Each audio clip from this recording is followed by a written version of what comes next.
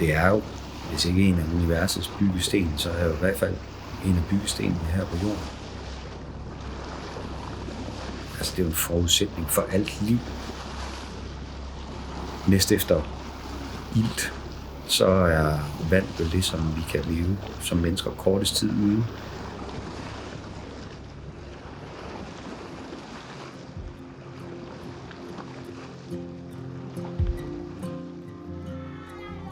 Det var i 2017, vi tog til Togo for at se 2 af de brønde, vi har lavet.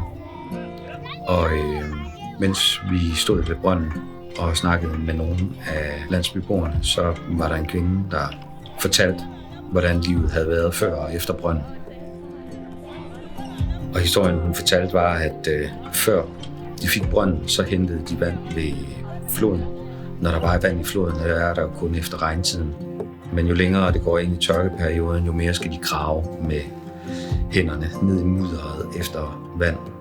Og kvinden her, hun sagde, at det værste ved den periode på året, det var at se 2 søstre komme op og slås om et glas beskidt vand til deres børn. Og hun var glad, fordi det skulle de ikke mere. Det gør mig jo glad for de mennesker, der bor i den landsby. Og samtidig så er der tusindvis af landsbyer, hvor den situation er hverdag. Og det gør jo bare, at vores arbejde det fortsætter. Jeg møder første gang Andreas på den heavy metal bar, han og nogle venner har grundlagt i Aarhus. Her handler livet mest om tatoveringer, bajer og smøger, og Andreas er fuld af gode historier fra en lang karriere i bar- og koncertmiljøet. Selvom alt ved mødet emmer af rock and roll, falder snakken dog hurtigt på noget andet. Andreas mangler hjælp til fundraising for Lovespring. Den organisation, han står bag, og som siden 2008 har arbejdet for at skaffe rent drikkevand til dem, der mangler det allermest. Og netop de menneskers historie mangler at blive fortalt.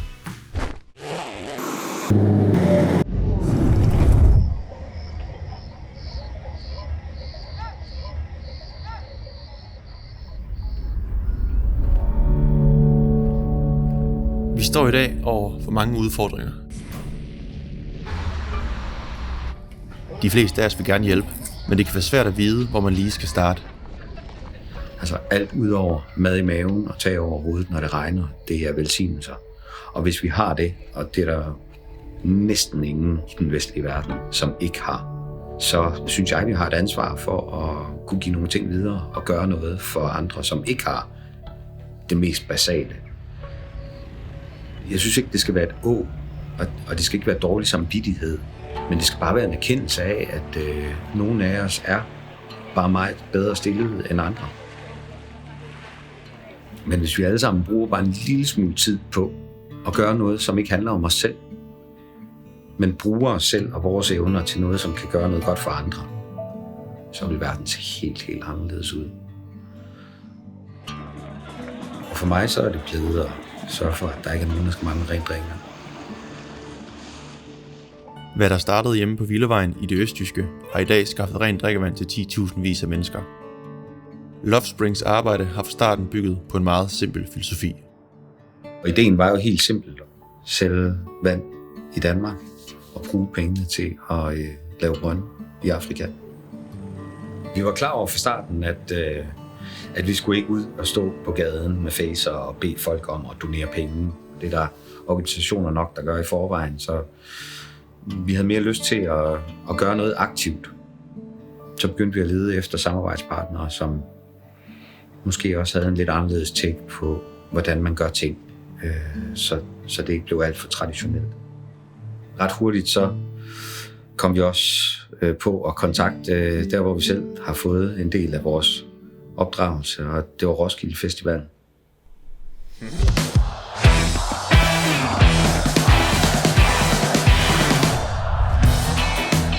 Roskilde Festival.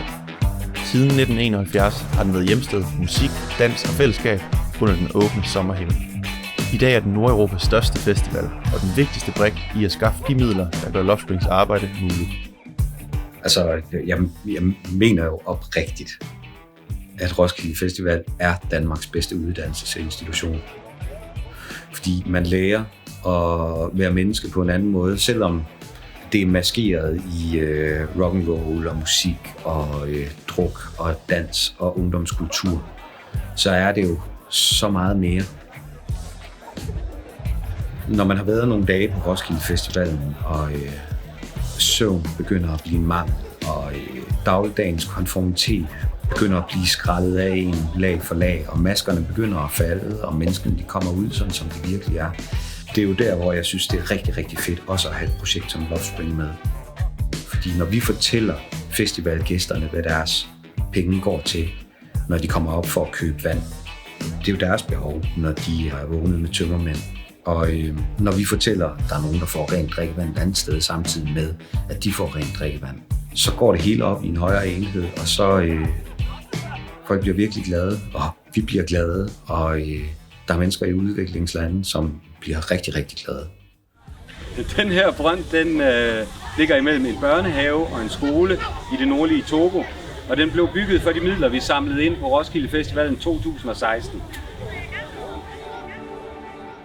Efter de første 10 år at have givet vores donationer til en samarbejdspartner, som så byggede brøndene for os, så gjorde vores besøg i Togo, at vi selv fik lyst til at være mere involveret i selve processen om at få lavet og få boret brøndene. Og i marts 2019 tog vi til Tanzania og endte ude i en Masai-landsby, hvor der var en skole med 1000 elever, som ikke havde adgang til rent drikkevand.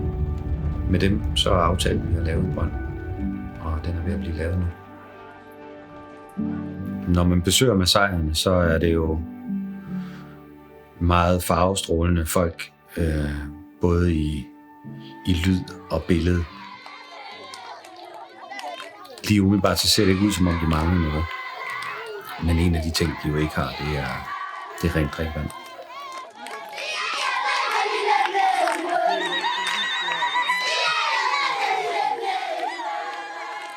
Jeg bliver både sådan varm og paf og tænker over, at ikke særlig langt væk herfra.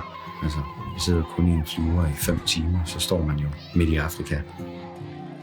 Når man har været der et stykke tid og kommer til at kigge lidt bag om de manglende toiletter og det manglende drikkevand, så bor der jo tusindvis af mennesker, som lever deres liv der med deres familier og en helt almindelig dagligdag, og som har de samme drømme for deres egne og for sig selv, som de fleste af os her har.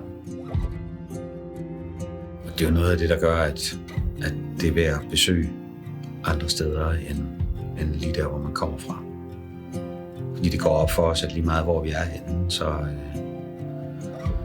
så er vi alle sammen ens indeni, selvom det ser lidt anderledes ud udenpå og omkring os. Da vi besøgte Masaierne, havde eleverne ikke mulighed for at få vand, når de først var i skole. Og for nogle elever starter og slutter dagen med en gåtur på mere end 5 km.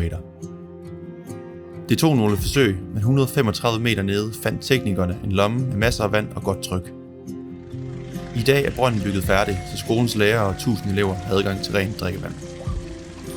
Altså vores formål i Love Spring er at sørge for, at der ikke er nogen, der skal mangle rent drikkevand. Og det er vores eneste formål. Og det er ikke svært at løse. Der skal bare vilje til. Og hos os har vi jo viljen, men vi er jo små. Så derfor bliver det lidt af gangen med vores kræfter.